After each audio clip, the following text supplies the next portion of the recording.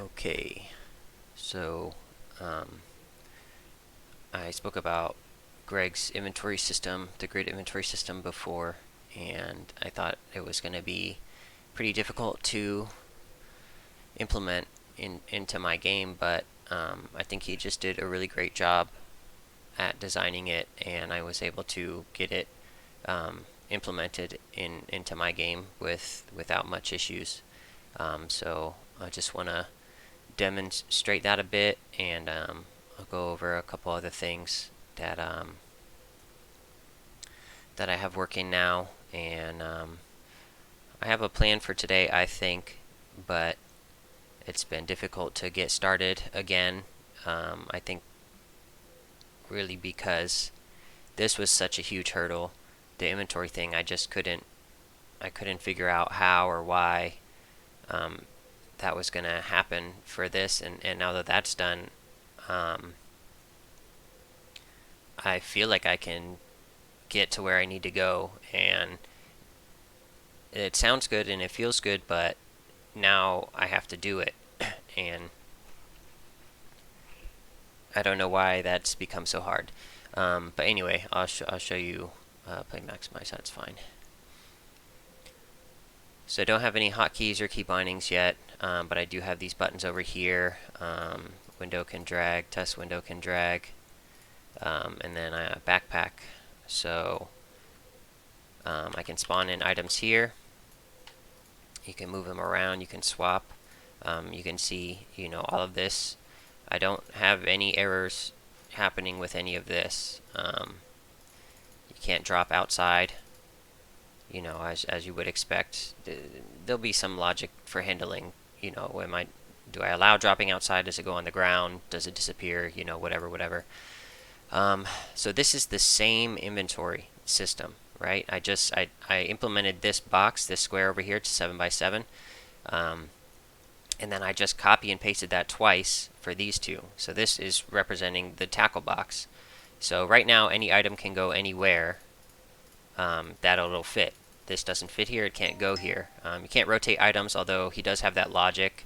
I just don't think that that's something that I want in my game. I like Path of Exile. You can't rotate items in there, and I like it, so I'm just not going to do that for now. But so what is not working with this? Well, I only want in your tackle box, I only want you to be able to put lures and maybe fish oils. Obviously, it has to be one by one, but maybe not food. I don't want you to store food in here, so I need to figure out. And I don't think any of these will be difficult. That's been done before, and I have some different implementations of inventory systems which handle can an item you put here based on whatever item type or whatever enum you want to do. The plan is to use enums for that. What is the item type? And items actually do have types. I guess it would be under backpack grid. Yeah, so items do have types. I guess in a scriptable object. Yeah, item type potion. So this is here. It's just not implemented, You can move these windows around. I have no tooltips yet, so I want all that stuff to be done. But, you can even move this around and all that. The tackle box is parented, quote unquote, to the backpack, although it is not a child of the backpack in terms of the hierarchy. So I had to do some different logic to handle that. But it's working now. If it's open and you close it, it remains as it was.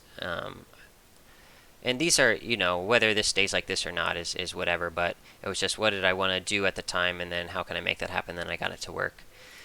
So I wanted to go over a couple of when I implemented this, the problems that I found initially is one, I forgot to these are prefabs. All of these items are just a prefab, and that's in prefabs, items, prefabs, inventory, item icon. So this is the prefab. So every new item that spawns, and I just spawn it by pressing a button right now, but obviously you can do that however you want. is just a prefab item icon. So initially I did not have raycast target turned off, so as you could imagine, I'm using mouse position and I don't even know if he implements raycast. I don't think he does. But anyway, the raycast target was causing issues with the highlighter, and the highlighter is just another prefab also. The highlighter, so you can see that little white square behind this, and it does represent where the item's going to be placed. So that was being messed up because the raycast target, right? I now have on my mouse pointer an item that is being hit before the thing behind it, which is what I want to be hit. So I had to turn that off. That fixed that issue. Alongside that, I wasn't able to, because of how it's done, the item grid is canvas backpack grid. So it's a 7x7 and a 50x50. So that little square here is 50-50 pixels, and same over here. And the tackle box, same thing. Backpack grid, tackle box. These are 5-1s, right? And in terms of that. So you get a vector2 int, and I'm going to make a video after this, just going through his inventory system and just kind of refreshing myself, but attempting to explain what is actually happening and why the logic exists, because I do want to understand this in a better sense in case I do run into issues in the future. I don't want to have to run to Discord and, hey, I've got this issue, can somebody please solve it for me? I want to have a good understanding of this, so I'm going to do a video right after this one where I go through and just my understanding of the inventory system, and hopefully that will drill it into my brain a bit better. So what I had to do, some of the fixes anyway, I think it was here. Right, so obviously this is a prefab, so when an item gets added or when you pick up an item, I believe it's also instantiating this, and now you have on your mouse pointer, which is just following with your mouse pointer, you have this item, and that was being rendered as things are rendered in the hierarchy, with the top item being behind everything and the bottom item being in front of everything. So I had to, determine items were showing behind the tackle box, were showing behind the grid, were showing behind other items. So how do I solve that? And all I did was this. I have already, actually it was here. So the rect transform is the item that you're dragging around. So I'm just setting the parent to the canvas transform, which I already have a reference of on this script right here, canvas transform. And that's needed to get where the grid is at, determine what, it's a vector2 int, what item or what grid inventory slot you're hovering over, yada yada. So I'm just setting the parent of the item to the canvas, and then I'm setting the item as the last sibling. So that fixed all my render issues. I also had to do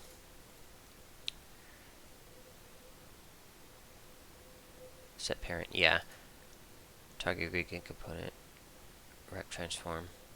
So I had to do that with the highlighter as well, because sometimes the highlighter wasn't showing, and then is it not reading the grid? What is it doing? What's going on? So this ended up fixing it.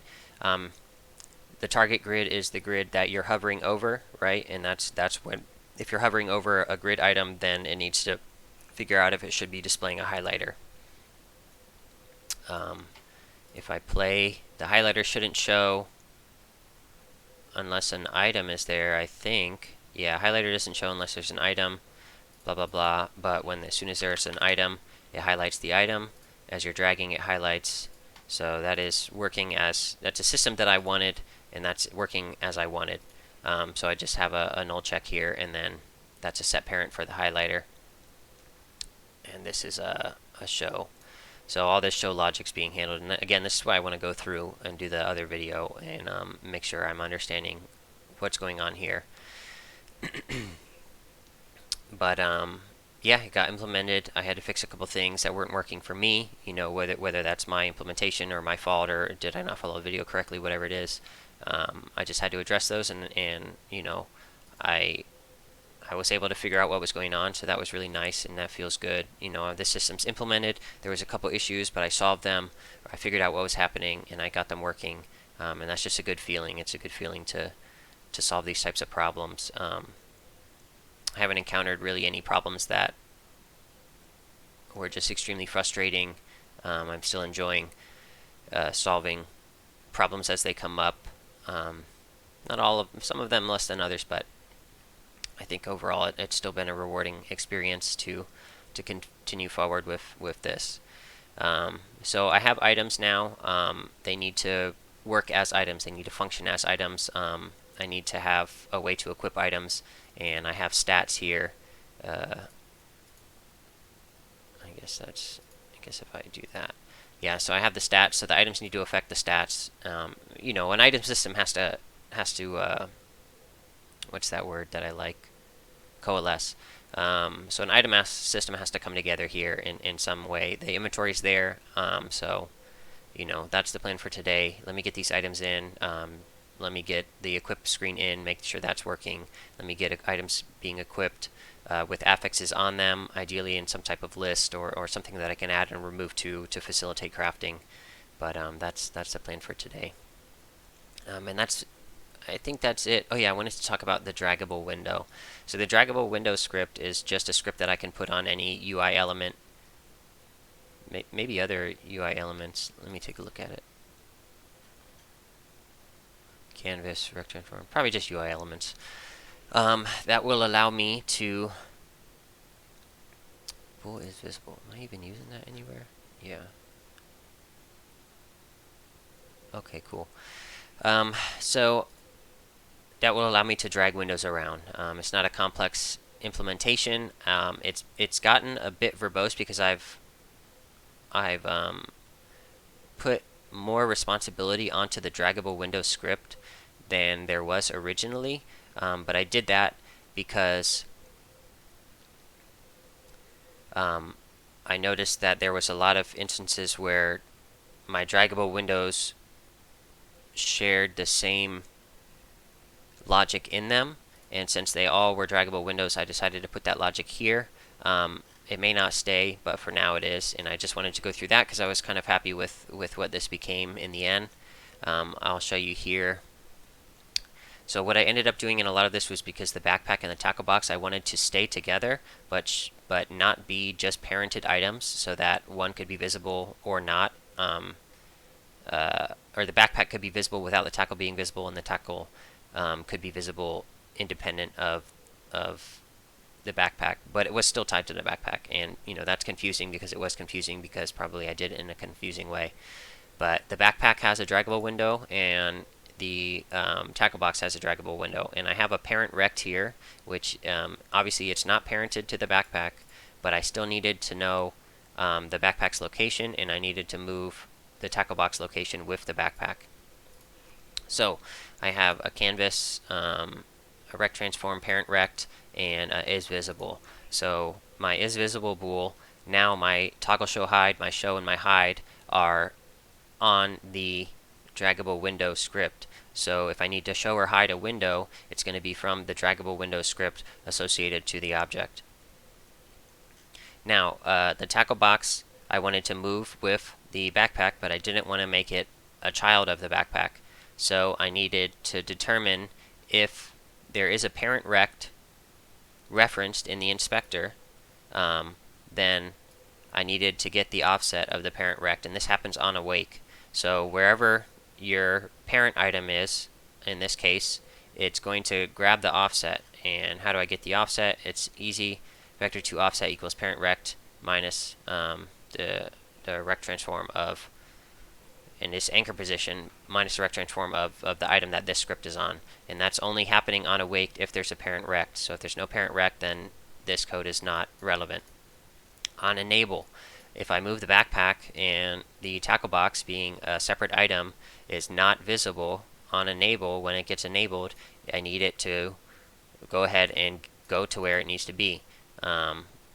This could be a method on its own, but it was a simple line of code, so I left it.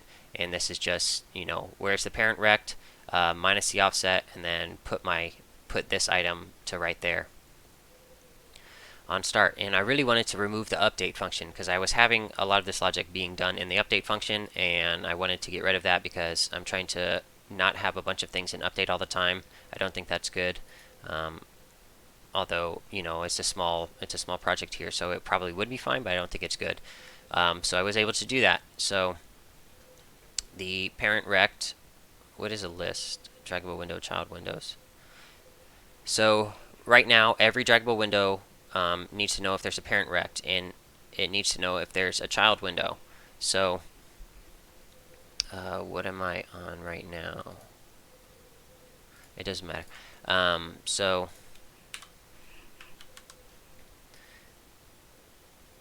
auto wait, transform, set offset, start.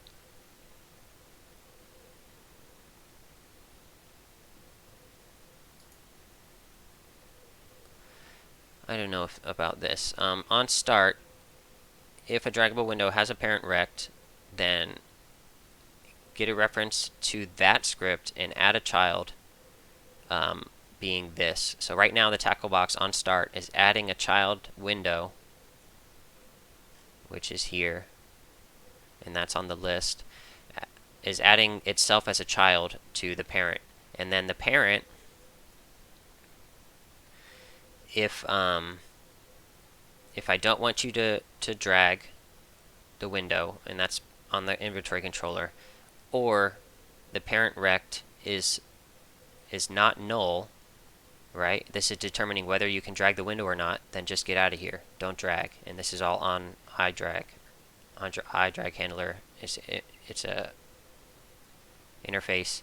Yeah, so I need to determine if you should or should not be able to drag the window, because I had items in the window, and when you would pick them up, it would want to drag the window also. So if you have an item, and you're holding an item, or you're over the grid, which I believe that's logic is handled in there, then don't drag the window. If you're holding an item, don't drag the window. And if you have a parent item, then don't drag the window. So as long as these aren't true, then go ahead and drag the window, which is here. And then also for each draggable window and child windows, for each child window associated to this item, then go ahead and follow parent rect, and follow parent rect again is just in draggable window here, and you can do it in that way. Same code. And then also again, because I had toggle show hide on everything that was a window and a draggable window, I went ahead and just put that in here, and now that logic's handled in here, and I have buttons for that, and they need to be hotkeys. Excuse me, hotkeys at some point. So all that logic can be added. I'll just need to get, the draggable window script off of whatever item I'm attempting to show or hide. But that was kind of what this draggable window script became. Maybe it makes more sense to call it something else. For now, it's okay, and I don't think all of this logic's going to stay here, and I don't know about this add child window. I do a check though, I think. Yeah, if it's already a child window, then just get out of here. Otherwise, go ahead and add it. So I am attempting to add this on start every time, but start only gets called once, so maybe that's fine. I think that's fine. I think that's why I did it. But anyway, that's the inventory implementation, and I'm pretty happy with where it's at now, and we'll see what problems arise in the future when I start fucking around with all the items and the implementation and stuff like that. Okay, bye.